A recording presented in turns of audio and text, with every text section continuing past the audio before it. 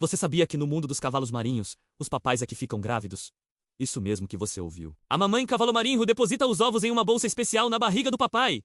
É como uma pochete incubadora. O macho então fertiliza os ovos dentro dessa bolsa e os carrega por semanas, cuidando e nutrindo os bebês em desenvolvimento. Ele controla a salinidade da água dentro da bolsa para garantir que os filhotes estejam prontos para o oceano. Quando chega a hora, ele tem contrações e dá à luz centenas de minúsculos cavalos marinhos totalmente formados. É uma das demonstrações mais incríveis de paternidade no reino animal. A natureza realmente não para de nos surpreender, não é mesmo?